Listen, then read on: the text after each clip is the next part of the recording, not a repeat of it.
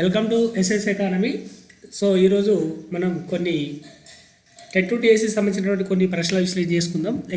Economics సంబంధించినటువంటి అంశాలు చర్చించుకుందాం. So me senior economy faculty doctor Ramulu Sudhagoni. So courtesy by Venkat sir online classes. మనం గత కొంతకాలంగా వెంకట్ సార్ ఆన్లైన్ క్లాసెస్ కూడా క్లాసులు చెప్పడం జరుగుతుంది, వినడం జరుగుతుంది. సో టెట్ టు టీఎస్సీ సంబంధించి మంచి సమాచారం కూడా అందించడం జరుగుతుంది. సో ఆ వెంకట్ సార్ ఆన్లైన్ క్లాసెస్ ఆకారంతో మనం ముందుకెళ్తున్నాం ఎస్ఎస్ అకాడమీ అనేది. సో మీకు అన్ని వేళలా టెట్ టు టీఎస్సీ మరియు ఏపీఎస్సీ, టీఎస్పీఎస్సీ, పీసీఎస్ఐ సంబంధించినటువంటి ఎకానమిక్స్ సంబంధించినటువంటి ప్రశ్నల విశ్లేషణ కొనసాగిస్తున్నాం. కాబట్టి ఇప్పుడు ర్యాపిడ్ రివిజన్ అయితే మనకు దగ్గర ఉంది కాబట్టి టెట్ ర్యాపిడ్ రివిజన్లో భాగంగా ఒక 100 క్వశ్చన్లు మనం ప్రతి కంటెంట్లో ఉన్నటువంటి ప్రతి యూనిట్ నుంచి కొన్ని ప్రశ్నలు తీసుకొని ఒక 100 క్వశ్చన్లు మనం ర్యాపిడ్ రివిజన్లో చర్చించుకోవడం జరుగుతుంది. సో అందులో భాగంగా మొదటగా ఒక 10 ప్రశ్నలు విశ్లేషణ చేసుకుందాం. Thank you. సో వీటి ఆన్సర్లు ఏ విధంగా ఉంటాయో ఒకసారి గమనించుకోండి. రైట్. సో ఇక్కడ మనం గుర్తుపెట్టుకోవాల్సింది ఏంటంటే కొంత మోడల్ క్వశ్చన్స్, కొన్ని ప్రీవియస్ క్వశ్చన్స్ కూడా ఇక్కడ మనం చెప్పుకోవడం జరుగుతుంది. మరి అందులో భాగంగా మనం గమనించినట్టయితే సో మొదటి ప్రశ్న మనం గమనించినట్టయితే సో కింది వాటిలో మున్సిపాలిటీలకు లభించే ఆదాయ వనరు కానిది ఏది అని అడుగుతుంది. ఇక్కడ మనకు కింది వాటిలో మున్సిపాలిటీలకు లభించేటువంటి ఆదాయ వనరు కానిది ఏది. మరి ఆదాయ వనరు గురించి ఆలోచన చేస్తే ఏది కాదు అని ఇక్కడ అడుగుతుంది మనకు. మరి ఏది ఆదాయ వనరు కాదని మనం గమనించినట్టయితే సో ఇల్లు, నీరు, వీధి దీపాలపై పన్ను, మరియు ఆ మున్సిపాలిటీలకు సంబంధించి ఉద్యోగుల వ్యక్తిగత ఆదాయ పన్ను, ప్రభుత్వం నుండి వచ్చే గ్రాంట్లు, మరియు దుకాణాలు మరియు టికెట్లపై వచ్చేటువంటి పన్నులు. ఇక్కడ మనం అర్థం చేసుకోవాల్సింది మున్సిపాలిటీలకు లభించే ఆదాయ వనరు కానిది ఏమిటి అని అడుగుతుంది. సో ఇల్లు, నీరు, వీధి దీపాలపై అంటే ఇవన్నీ కూడా ఇంటిపై పన్ను కావచ్చు, లేకుంటే మనం ఆస్తి పన్ను కావచ్చు, నీరు, వీధి దీపాలపై వేసేటువంటి పన్నులు కావచ్చు, ఇవన్నీ కూడా మనకు మున్సిపాలిటీలకు ఆదాయ వనరుగానే లభిస్తాయి. తర్వాత ప్రభుత్వం ఇచ్చేటువంటి గ్రాంట్లు కూడా మనకు మున్సిపాలిటీలకు ఆదాయ వనరుగా మనకు లభిస్తాయి. అదేవిధంగా మనకు దుకాణాలు మరియు టికెట్లపై వచ్చేటువంటి పన్నులు కూడా మనం చెప్పుకున్నాం. సో జనరల్ ఆక్ట్రాయి పన్ను కావచ్చు, వినోద పన్ను కావచ్చు, ఈ మున్సిపాలిటీలు విధిస్తాయి కాబట్టి అవి కూడా మనకు మున్సిపాలిటీలకు వచ్చేటువంటి ఆదాయ వనరుగా మనం చెప్పుకోవచ్చు. మరి ఇక్కడ కానిది ఏమిటి అంటే ఆ మున్సిపాలిటీలో సంబంధించిన ఉద్యోగులు వ్యక్తిగత ఆదాయ పన్ను. అంటే ఎవరైతే మున్సిపాలిటీ ఉద్యోగులు, ప్రభుత్వ ఉద్యోగులు ఉన్నారో ఆ ఉద్యోగులు వాళ్ళు పొందేటువంటి జీతం అనేది వాటిపైన వాళ్ళు పొందేటువంటి ఆదాయం, ఆ ఆదాయం పైన వాళ్ళు ఆదాయ పన్ను చెల్లిస్తారు కాబట్టి అది ఆదాయ పన్ను అనేది కేంద్రానికి వెళ్ళిపోతుంది కాబట్టి సో అది మనకు మున్సిపాలిటీలకు ఆదాయ వనరు కాదు అని ఇక్కడ మనం గుర్తుపెట్టుకోవాలి.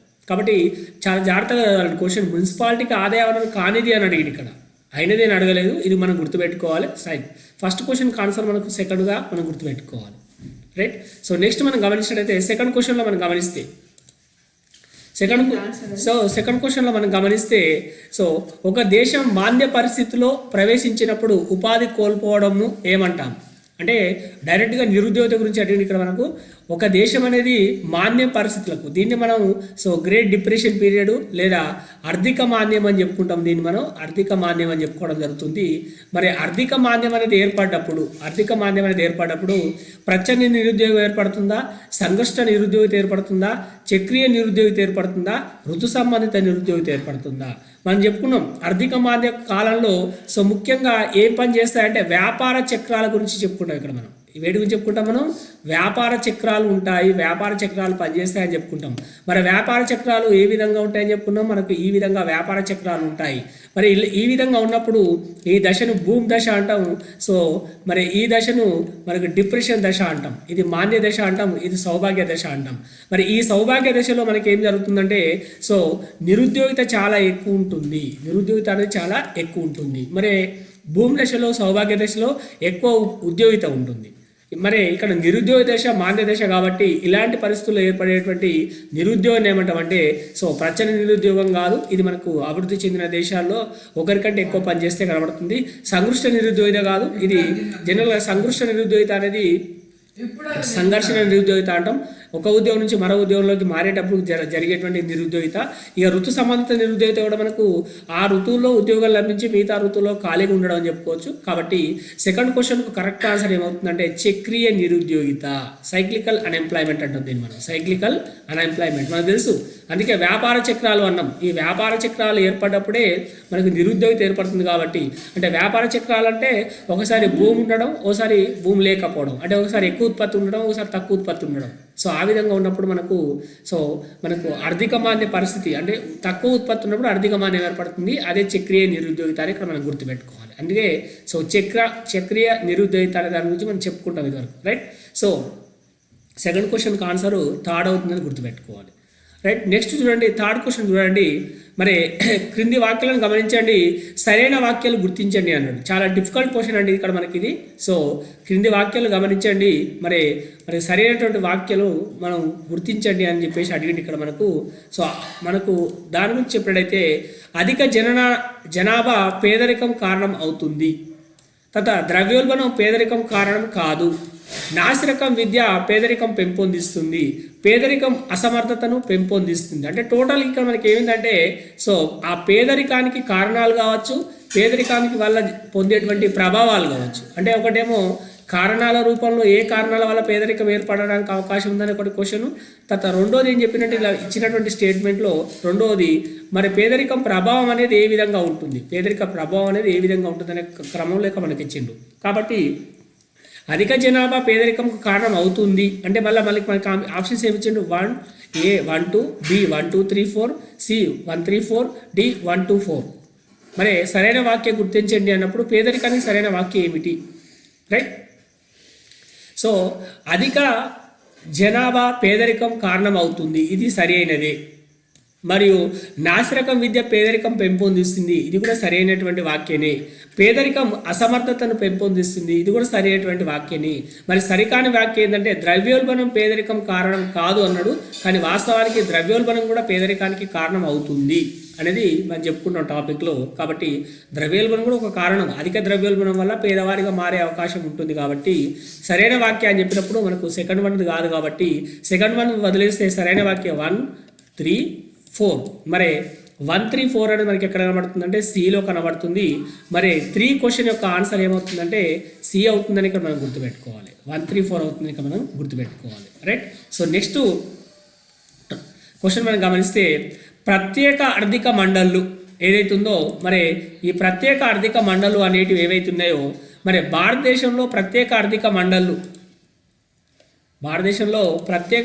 మండళ్ళు రావడం వల్ల మండళ్ళు ప్రధాన లక్ష్యం ఏమిటి అనేది ఇక్కడ మనకు అంటే భారతదేశంలో ప్రత్యేక ఆర్థిక మండళ్ళ స్పెషల్ ఎకనామిక్ జోన్స్ సెజ్ యొక్క ప్రధాన లక్ష్యం ఏమిటి అని అడుగుతుంది ఇక్కడ. అంటే మనం అర్థం చేసుకోవాల్సింది ఏంటంటే మన ఇండియాలో సెజ్ ఏర్పాటు చేయడం వల్ల ఎలాంటి ప్రయోజనం మనకు కలుగుతుంది అనేది ఇక్కడ దీని యొక్క మెయిన్ ఇంపార్టెంట్ థింగ్గా మనం చెప్పుకోవచ్చు. దేశీయ మార్కెట్ను ప్రోత్సహించడం, దిగుమతులను పెంచడం, ఎగుమతులను పెంచడం మరియు పెట్టుబడులను ఆకర్షించడం, వ్యవసాయ రంగానికి మద్దతు ఇవ్వడం అని చెప్పుకున్నట్టయితే ప్రధాన లక్ష్యం మనం గమనించినట్టయితే ప్రధాన లక్ష్యం అడిగినండి, ఇతర లక్ష్యాల గురించి అడగలేదు. ప్రధానమైనటువంటి లక్ష్యం ఏమిటని అడిగింది, క్వశ్చన్ మనం అర్థం చేసుకోవాలి. సో మనం ఏంటంటే దేశీయ మార్కెట్ ప్రోత్సహించడం అనుకుంటాం, కానీ అది తప్పు అవుతుంది. ప్రధాన లక్ష్యం అని చెప్పినప్పుడు ఇక్కడ మనం గుర్తుపెట్టుకోవాల్సింది ఏంటంటే మనం ఒక్కొక్క ఆప్షన్ గమనిస్తే వ్యవసాయ రంగానికి మద్దతు ఇవ్వడం అయితే కాదు, దిగుమతులను పెంచడం కాదండి. దిగుమతులు పెంచితే మనం నష్టపోతాం, కాబట్టి దిగుమతులు పెంచడం కాదు. ఇక్కడ దేశీయ మార్కెట్ ప్రోత్సహించడం, ఎగుమతులను పెంచడం మరియు పెట్టుబడులను ఆకర్షించడం అని చెప్పేసి 2 ఆప్షన్లు పోటీ పడుతుంటాయి. కాబట్టి దేశీయ మార్కెట్ను ప్రోత్సహించడం కూడా కాదు. అంటే ఇది లక్ష్యం ఉండొచ్చు, కానీ ప్రధాన లక్ష్యం అది కాదు. ప్రధాన లక్ష్యం మనం గమనించినప్పుడైతే ఫస్ట్ మనం సెజ్ను మనం ఏర్పాటు చేస్తున్నామంటే ఇతర దేశాల నుంచి సంస్థలను ఏ విధంగా ఆకర్షిస్తున్నామంటే పెట్టుబడులు ఆకర్షిస్తాం. కాబట్టి వాళ్ళు ఇతర దేశాల నుంచి మన దగ్గర పెట్టుబడులు పెట్టడం వల్ల, ఇక్కడ సంస్థను నెలకొల్పడం వల్ల, ఇక్కడ ఉత్పత్తి చేయడం వల్ల ఈ ఉత్పత్తి చేయడం వల్ల ఉత్పత్తి పెరిగి అది దేనికి దారితీస్తుందంటే ఎగుమతుల పెరుగుదలకు దారితీస్తుంది. కాబట్టి పెట్టుబడులను ఆకర్షించడం మరియు ఎగుమతులను పెంచడం అనేది ఈ ప్రధానమైనటువంటి లక్ష్యం, సెజ్ యొక్క ప్రధానమైనటువంటి లక్ష్యం. కాబట్టి 4th క్వశ్చన్ యొక్క ఆన్సర్ మనకు థర్డ్ అవుతుందని ఇక్కడ మనం గుర్తుపెట్టుకోవాలి. ఎందుకంటే ఇక్కడ లక్ష్యాలు ఇది ఉండొచ్చు, ఫస్ట్ది ఉండొచ్చు, థర్డ్ది ఉండొచ్చు. కాబట్టి మనం జాగ్రత్తగా మనం ఆన్సర్ చేయాల్సిన అవసరం ఏర్పడితే మాత్రం సో ఇలాంటి క్వశ్చన్లకు చాలా డిఫికల్ట్గా మనం ఆలోచన చేసి చేయాల్సి ఉంటుంది. సో సెజ్ ఏర్పాటు చేయడమే పెట్టుబడులు ఆకర్షించడం. ఫస్ట్ ఇతర దేశాల నుంచి మనం పెట్టుబడులు ఆకర్షించుకోవాలి, ఇక్కడ ఉత్పత్తి చేయాలి, మరి ఉత్పత్తి చేసి విదేశాలకు మనం ఉత్పత్తిని ఎగుమతులు చేసుకోవాలి. సో ఆ విధంగా ఇక్కడ మనం చెప్పుకోవచ్చు. ఇక దేశీయ మార్కెట్ అంటే ఓన్లీ దేశ మార్కెట్ వ్యవస్థనే పెంపొందిస్తాం, కానీ సెజ్ల వల్ల విదేశీ మార్కెట్లో కూడా మన దేశంలో జరిగిన ఉత్పత్తి అనేది ప్రోత్సహించడం జరుగుతుంది. అది ఇక్కడ మనం గుర్తుపెట్టుకోవాలి. రైట్, ఇది కూడా మనకు ప్రధానమైన అంశంగా చెప్పుకోవచ్చు. రైట్, సో మనకు నెక్స్ట్ మనం గమనిస్తే సో క్రింది వాటిలో ఏ పారిశ్రామిక తీర్మానం మనందరూ కూడా తెలిసినట్టుగా కనబడుతుంది, కానీ కొంచెం డిఫికల్ట్గా ఉంటుంది. మరి సో ఏ పారిశ్రామిక తీర్మానం మన క్రింది వాటిలో ఏ పారిశ్రామిక తీర్మానం భారతదేశ ఆర్థిక వ్యవస్థను మిశ్రమ ఆర్థిక వ్యవస్థగా మార్చింది అని చెప్పేసి అడిగిండు. అంటే సో జనరల్గా మనం ఏమంటామంటే మిక్స్డ్ ఎకానమీ అని చెప్పుకుంటాం.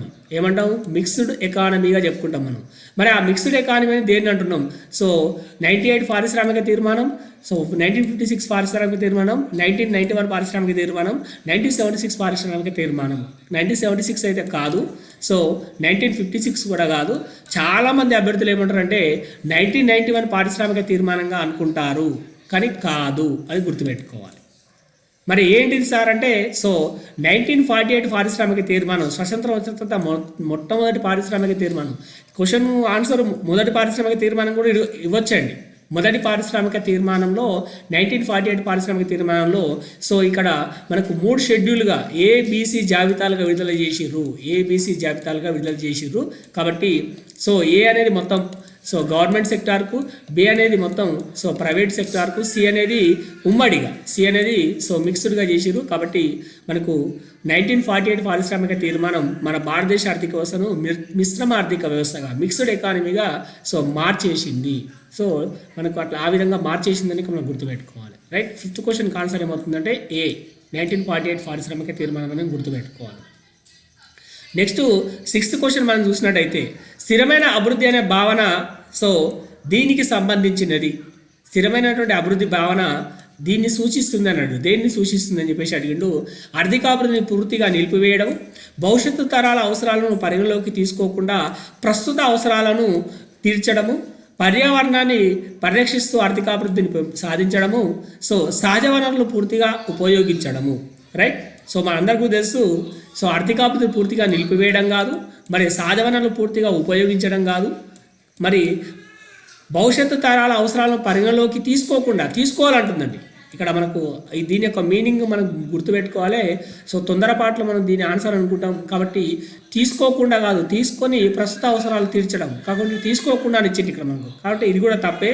మనకు కరెక్ట్ 6th క్వశ్చన్కి ఆన్సర్ ఏంటంటే తాడు పర్యావరణాన్ని పరిరక్షిస్తూ ఆర్థికాభివృద్ధిని సాధించడమే సుస్థిర అభివృద్ధి. కాబట్టి ఇది కరెక్ట్ ఆన్సర్ అవుతుందని మనం గుర్తుపెట్టుకోవాలి. రైట్, నెక్స్ట్ సో కింది వాటిలో భిన్నమైన దాన్ని గుర్తించండి అని అడిగిండు. మరి ఎందుకు ఈ క్వశ్చన్ ఈ విధంగా ఇచ్చిండు అంటే సో భిన్నమైనది, ఇలాంటి క్వశ్చన్ చాలా అడుగుతుంది మనకు.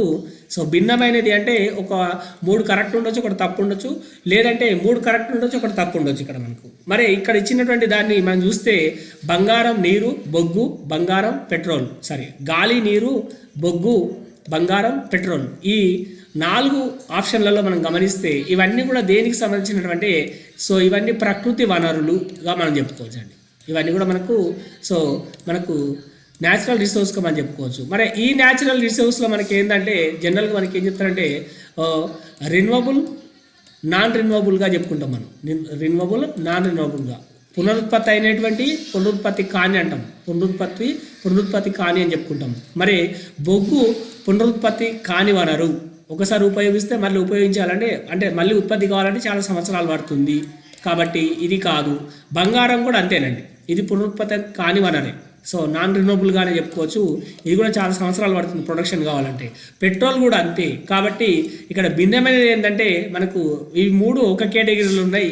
మరి గాలి, నీరు అనేటివి పునరుత్పత్తి వనరు, ఈ పునరుత్పత్తి వనరు కాబట్టి సో జనరల్గా మనకి ఎప్పుడూ లభిస్తాయి కాబట్టి ప్రకృతిలో రెన్యూవబుల్ సోర్సెస్గా మనం చెప్పుకుంటాం. కాబట్టి సో 7th క్వశ్చన్ ఆన్సర్ ఏమవుతుందంటే గాలి, నీరు అవుతుందని ఇక్కడ మనం గుర్తుపెట్టుకోవాలి. రైట్. అంటే ఆ బేస్లో క్వశ్చన్ అడిగింది మనకి. ఇక్కడ క్వశ్చన్ అర్థం చేసుకోవాల్సింది అంటే ప్రకృతి వనరులో మళ్ళీ సో పునరుత్పత్తి వనరులు, పునరుత్పత్తి కాని వనరులు అట్లన్నప్పుడు రినోబుల్, నాన్ రినోబుల్ చెప్పుకుంటాం కాబట్టి ఆ విధంగా ఇక్కడ మనం చెప్పుకోవచ్చు.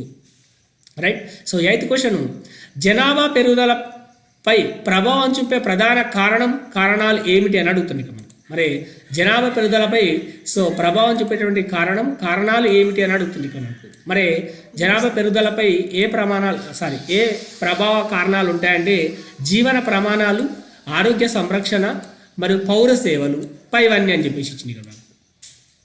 సో కారణాల అని మనం మాట్లాడుకున్నప్పుడు వాస్తవానికి మనం గమనిస్తే ఈ 8th క్వశ్చన్కి ఆన్సర్ ఏమవుతుందంటే డి అవుతుందండి. సో జీవన ప్రమాణాలు కూడా జనాభా పెరుగుదలకు ప్రభావం చూపుతుంది. ఆరోగ్య సంరక్షణ కూడా మనకు జనరల్గా జనాభా పెరుగుదలకు మనకు ప్రభావం చూపుతుంది. పౌర సేవలు కూడా మనకు జనాభా పెరుగుదలకు ప్రభావం చూపడం జరుగుతుంది. జీవన ప్రమాణాలు మనకు తెలుసు, అంటే లభించేటువంటి ఏవైతే సౌకర్యాలు మనకు లభించేటువంటి సౌకర్యాలు లేకుంటే మనకు లభించేటువంటి కనీస అవసరాల ఆహారం అలాంటివి అంటున్నాము, అలాంటివి అని చెప్పుకోవచ్చు. జీవన ప్రమాణాలు పెంపొందించుకో, మంచి ఫుడ్ లభించడం, మంచి పౌష్టికాహారం లభించడం, సో అలాంటివన్నీ ఇక్కడ మనం చెప్పుకోవచ్చు. మంచి ఇల్లు ఉండడం, మంచి రోడ్లు ఉండడం అని చెప్పుకోవచ్చు. ఆరోగ్య సంరక్షణ అంటే మంచి వైద్యం లభించడం, అంటే సమంత మందులు లభించడం, అలాంటివి అని చెప్పుకోవచ్చు. పౌర సేవలు అంటే కూడా వాళ్ళకు మంచి నీటి పారుదల సౌకర్యాలు, నీటి వసతి కావచ్చు, రోడ్లు కావచ్చు, ఇలాంటివన్నీ కూడా లభించడం పౌర సేవలుగా మనం చెప్పుకోవచ్చు అండి. రైట్. కాబట్టి 8th క్వశ్చన్కి ఆన్సర్ ఏమవుతుందంటే డి అవుతుంది. పైవన్నీ కూడా సో జనాభా పెరుగుదలపై ప్రభావాన్ని చూపేటువంటి కారణాలుగా మనం చెప్పుకోవచ్చు. రైట్. సో నెక్స్ట్ మనం గమనిస్తే జిఎస్టీకి సంబంధించి రాష్ట్రం లోపల జరిగే ఏదైనా కొనుగోలుపై విధించే పన్నులు ఏమిటని అడిగిండండి. ఇది కూడా కొంచెం డిఫికల్ట్ క్వశ్చన్. సో మనకి ఇది అర్థం చేసుకోవాలి. సో జిఎస్టీ అనేది విధించినప్పుడు, ఏదైతే మనం జిఎస్టీ అని అంటున్నామో, మరి జిఎస్టీ అనేది విధించినప్పుడు రాష్ట్రం లోపల ఒక రాష్ట్రం అనేది ఉన్నప్పుడు ఆ రాష్ట్రం లోపల వ్యాపారం జరిగితే మరి ఆ కొనుగోలుపై విధించే పన్నులు ఏమిటి? ఒకటి ఐజిఎస్టీ మాత్రమే, ఒకటి సిజిఎస్టీ, హెచ్జిఎస్టీ మాత్రమే, ఒకటి ఎస్జిఎస్టీ మాత్రమే, ఒకటి సిజిఎస్టీ, ఐజిఎస్టీ అని చెప్పేసి ఇవ్వడం జరిగింది ఇక్కడ. సో జనరల్గా ఐజిఎస్టీ అయితేనేమో మనం సో ఇంటిగ్రేటెడ్ జిఎస్టీగా చెప్పుకుంటాం, దీన్ని సమీకృత పన్నుగా మనం చెప్పుకుంటాం. సో తర్వాత సిజిఎస్టీ, ఎస్జిఎస్టీ అయితేనేమో సెంట్రల్ జిఎస్టీ, ఎస్జిఎస్టీ అయితేనేమో స్టేట్ జిఎస్టీ, అంటే కేంద్ర వస్తు సేవల పన్ను ఒకటేమో రాష్ట్ర వస్తు సేవల పన్ను. మరి ఎస్జిఎస్టీ అంటే కేవలం రాష్ట్రానికి సంబంధించిందే, సో రాష్ట్ర వస్తు సేవల పన్ను. సిజిఎస్టీ, ఐజిఎస్టీ అయితేనేమో ఒకటి కేంద్రం సంబంధించింది, ఒకటి మరి సో ఇంటిగ్రేటెడ్ ఒకటి సో మనకు సమీకృత పన్నుగా చెప్పుకోవడం జరుగుతుంది. అంటే జనరల్గా గుర్తుపెట్టుకోవాలి, ఏ జిఎస్టీలో అయినా కూడా మనం చెప్పుకున్నట్టుగా 2 పార్ట్లు విధించడం జరుగుతుంది. మరి ఇక్కడ అర్థం చేసుకోవాల్సింది ఏంటంటే ఐజిఎస్టీ అనేది ఒక రాష్ట్రం నుంచి మరొక రాష్ట్రంలోకి వస్తువులు వస్తున్నప్పుడు విధించేటువంటి పన్ను. ఇక సిజిఎస్టీ అనేది ఎప్పుడైనా విధిస్తారండి, ఇట్లా ఈ విధంగా వచ్చినా విధిస్తారు, ఆ రాష్ట్రంలో కొనుగోలు చేసినా కూడా వాటిపైన విధించడం జరుగుతుంది. కానీ ఇక్కడ ఏమడుగుతుండు, రాష్ట్రం లోపల జరిగేది అని చెప్పంటుండు. కాబట్టి రాష్ట్రం లోపల ఏ జిఎస్టీ అయినా కూడా 2 భాగాలుగా విధిస్తారని ఫస్ట్ గుర్తుపెట్టుకోవాలి మనం. కాబట్టి మనం అర్థం చేసుకోవాల్సింది ఏంటంటే సో ఈ ఫస్ట్ ఆన్సర్ కాదు, థర్డ్ సి కాదు, ఫోర్త్ డి కాదు, మరి ఏది కరెక్ట్ ఆప్షన్ అంటే మనకు బి అనేది కరెక్ట్ ఆప్షన్ అవుతుంది. అంటే ఒక రాష్ట్రం లోపల జరుగుతున్నప్పుడు అక్కడ ఒకటి సిజిఎస్టీ విధిస్తారు, ఒకటి ఎస్జిఎస్టీ విధిస్తారు, 2 విధిస్తారు. కాబట్టి ఇది మనకు 9th క్వశ్చన్ ఆన్సర్ బి అవుతుందని మనం గుర్తుపెట్టుకోవాలి. Right. Next 10th question. So నిరుద్యోగతకు సంబంధించి సరైన వాక్యం ఎంపిక చేయండి అన్నాడు. మనకు ఉపాధి రహిత వృద్ధి, శ్రామిక శక్తి సప్లై ఎక్కువ, నవ్య ఆర్థిక సరళీకరణ, విద్యా వ్యవస్థ ప్రతికూలం. మళ్ళీ ఆప్షన్స్ ఇచ్చిండు. ఏ 1 2, బి 2 3 4, సి 1 3 4, డి 1 2 3 4. అంటే ఇక్కడ మనం అర్థం చేసుకోవాలండి, మరి ఇలాంటి ఆప్షన్స్ ఇచ్చినప్పుడు, ఇలాంటి క్వశ్చన్లు ఇచ్చినప్పుడు మరి ఈ నిరుద్యోగతకు సంబంధించి సరైన వాక్యం ఏదవుతుంది అంటే ఇక్కడ ఇచ్చినటువంటి ఈ ఆప్షన్స్ మనం గమనిస్తే నిరుద్యోగిత అనేది పెరగడానికి ఏ కారణాలు ఉన్నాయి మనం ఇక్కడ అర్థం చేసుకోవాలి. పెరగడానికి ఏం కారణాలు ఉన్నాయి? ఒకటి ఉపాధి రహిత వృద్ధి అనేది కారణమవుతుంది, అంటే ఉపాధి తక్కువ ఉండడం, కాబట్టి అప్పుడు మనకు నిరుద్యోగిత పెరుగుతుంది. శ్రామిక శక్తి సప్లై ఎక్కువ, కాబట్టి మనకు జనాభా అనేది ఎక్కువ, కాబట్టి ఆటోమేటిక్గా మనకు శ్రామికులు కూడా అనేది చాలా ఎక్కువ అవుతారు. ఎప్పుడైతే జనాభా అనేది ఎక్కువ అవుతుందో సో ఆటోమేటిక్గా అప్పుడు మనకు శ్రామికులు కూడా ఎక్కువ అవుతారు అని ఇక్కడ మనం గుర్తుపెట్టుకోవచ్చు. నెక్స్ట్ నవ్య ఆర్థిక సరళీకరణ, ఇది మనకు 1991 పారిశ్రామిక తీర్మానం. సో నవ్య ఆర్థిక సరళీకరణ అంటాం, దాన్ని మనం ఎల్పిజి పాలసీ అని చెప్పుకుంటాం. వాస్తవానికి ఎల్పిజి పాలసీ కూడా మనకి ఏం చేసిందంటే నిరుద్యోగితను పెంపొందించింది, కాబట్టి ఇది కూడా కరెక్టే అవుతుంది మనకు. ఇక విద్యా వ్యవస్థ ప్రతికూలం అనండి, మనకు విద్యా వ్యవస్థ ప్రతికూలం అనుకున్నప్పుడు, సో విద్యా వ్యవస్థ ప్రతికూలం అంటే విద్య అనేది చాలా తక్కువ ఉండడం, అనుకూలం అంటేనేమో ఎక్కువ ఉండడం అండి, అనుకూలం అంటేనేమో ఎక్కువ ఉండడం, కాబట్టి ప్రతికూలం అన్నాడు కాబట్టి తక్కువ ఉండడము, కాబట్టి ఇది కూడా మనకు ఒక కారణం అవుతుంది. కాబట్టి ఈ నిరుద్యోగిత పెరగడానికి 4 అంశాలు కూడా కారణం అవుతాయి. కాబట్టి మనకు 10th క్వశ్చన్కి ఆన్సర్ ఏమవుతుంది, డి 1 2 3 4 అనేది మనకు కరెక్ట్ ఆన్సర్ అవుతుందని గుర్తుపెట్టుకోవాలి. 10th క్వశ్చన్కి మన కరెక్ట్ ఆన్సర్ ఏంది, సో 1 2 3 4 ఈ 4 అంశాలు కూడా నిరుద్యోగిత పెంపొందించుకోవడానికి కారణమవుతాయి. కాబట్టి సరైన వాక్యాలని చెప్పుకోవచ్చు. Right. So thank you one and all. So SS economy, TET DSC, APSC, TSP సంబంధించినటువంటి ఎకనామిక్స్ మీకు సో ఎల్లప్పుడూ అనేకమైన క్వశ్చన్లు మీకు అందిస్తూ మీ ముందుకు రావడం జరుగుతుంది.